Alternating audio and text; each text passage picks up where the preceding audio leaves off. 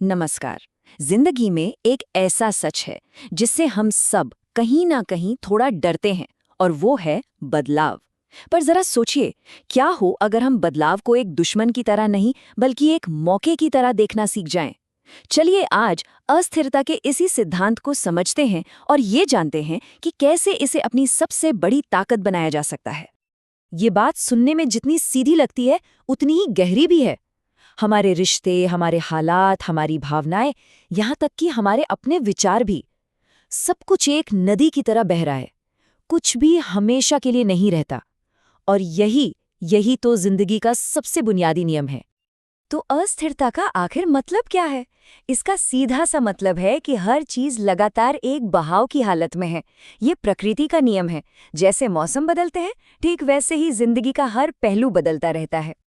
तो चलिए हमारे पहले खंड की बात करते हैं, जो इसी सोच पर आधारित है कि बदलाव जिंदगी का एकमात्र स्थिरांक है।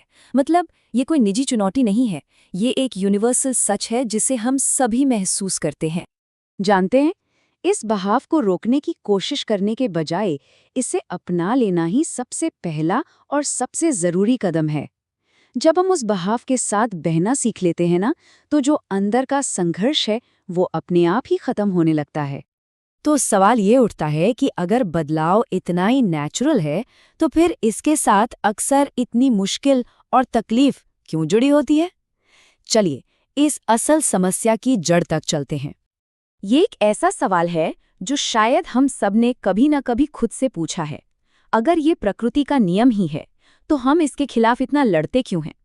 देखिए, इसका जवाब कहीं बाहर नहीं, हमारे अंदर ही है। असल में तकलीफ की असली जड़ बदलाव नहीं है, बल्कि उस बदलाव का विरोध करने की हमारी आदत है। डर तब होता है जब हम सच को अपनाने से इनकार करते हैं, जब हम चीजों को वैसा ही बनाए रखने की जिद करते हैं जैसी वे थीं। ये जो अंदरूनी टकराव है ना, यही हमारी पीड़ा का कारण बनता है। चलिए इसे एक कहानी से समझते हैं। करण की कहानी। करण के पास टैलेंट था, सपने थे, आइडियाज थे। लेकिन जब भी कोई मौका सामने आता तो अंदर से एक धीमी सी आवाज उसे रोक देती, तुम अभी तैयार नहीं हो। वो हमेशा एक परफेक्ट मौके का इंतजार करता रहा, पर वो परफेक्ट मौका कभी आया ही नहीं। और करण की कहानी से हमें एक बहुत बड़ी और जरूरी सीख मिलती है। खुद पर शक करने का सबसे बड़ा नुकसान फेल होना नहीं, बल्कि कुछ न करना है। जब कोई इंसान खुद पर ही शक करता है, तो वो दुनिया के मना करने से पहले ही अपने मौकों को खुद ही ठुकरा देता है। इस अंदरूनी विरोध का एक और चेहरा है, और वो है डर।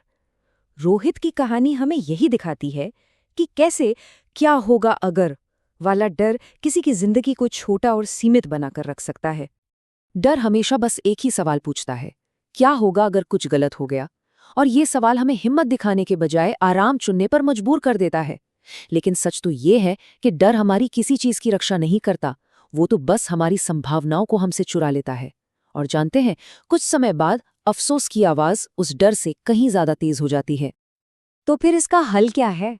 हल बाहर की दुनिया को कंट्रोल करने में नहीं है, बल्कि अपनी अंदरूनी सोच, अपनी मानसिकता को साधने में है।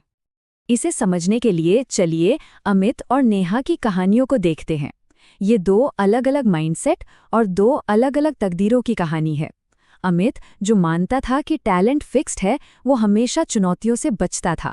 वहीं नेहा, जिसे शुरुआत में मुश्किल हुई, वो सीखने के लिए हमेशा तैयार रहती थी। एक कहता था, मैं ये नहीं कर सकता, जबकि दूसरी पूछती थी, मैं ये कैसे कर सकती हूँ? प्रतिभा आपको एक अच्छी शुरुआत तो दे सकती है, लेकिन आपकी मानसिकता ही ये तय करती है कि आप जिंदगी में कितना आगे जाएंगे। लंबे समय में देखें तो कोशिश हमेशा उस टैलेंट को हरा देती है जो आगे बढ़ने से इनकार कर दे। अब माइंडसेट बदलने का एक और जबरदस्त तरीका है पॉजिटिव सोच, और इसे समझने के लिए मीरा की कहानी से बेहतर कुछ नहीं। ये कहानी दिखाती है कि कैसे हमारा नजरिया मुश्किलों के बीच भी असलियत को बदल सकता है। मीरा की जिंदगी में मुश्किलें कम नहीं थीं, लेकिन उसने अपने देखने का नजरिया बदल दिया। पॉजिटिव सोच कोई जादू नहीं है। इससे उसकी परेशानियां खत्म नहीं हो गई, नहीं, लेकिन उसके काम करने का तरीका बदल गया। उसने बहानों की जगह हल ढूंढना शुरू कर दिया। और जब हमारे काम बदलते हैं तो नतीजे अपने आप बदलने लगते हैं। तो हमने मानसिकता की बात तो कर ली, अब देखते हैं कि इन आइडियाज को असल जिंदगी में कैसे इस्तेमाल करें, खासकर तब जब हम नाकामयाब होते हैं। अर्जुन की कहानी हमें एक बहुत ही साफ और भरोसेमंद तरीका बताती है कि हम असफलताओं से कैसे निपट सकते हैं, जो कि बदलाव का ही एक आम और मुश्किल रूप है। तो असफलता को असरदार तरीके से कैसे संभाला जाता है? असल में इसके 3 बहुत सीधे स्टेप्स हैं। पहला, दर्द का सामना करना, उससे भागना नहीं। दूसरा, असफलता को खुद की पहचान से अलग करना और पूछना, मैं इससे क्या सीख सकता हूँ? और तीसरा, उस सीख का इस्तेमाल करके बदलाव करना और फिर से कोशिश करना। असफलता को संभालने का सबसे जरूरी सबक यही है। ये सुधार और विकास का एक मौका है, कोई आखिरी फैसला नहीं। याद रखिए, असफलता का काम हमें परिभाषित करना नहीं है, इसका काम हमें निखारना है। और ये सारी बातें हमें एक शब्द पर लाकर खड़ा करती हैं, लचीलापन, या जिसे हम रेजिलियंस कहते हैं। ये क्या है? ये मुश्किलों का सामना करने, उनसे सीखने और फिर और ज़्यादा मजबूत होकर वापस खड़े होने की काबिलियत है। असल में ये बदलाव को अपनी ताकत में बदलने की कला है। तो आखिर में मैं एक सवाल के साथ आपको छोड़ता हूँ। जरा सोचिए, क्या होगा अगर बदलाव जिंदगी का सबसे बड़ा खतरा नहीं बल्कि हमारी ताकत का सबसे बड़ा जरिया हो? क्या होगा अगर हम अनिश्चितता को डर से नहीं बल्कि एक मौके की तरह देखना शुरू कर दें?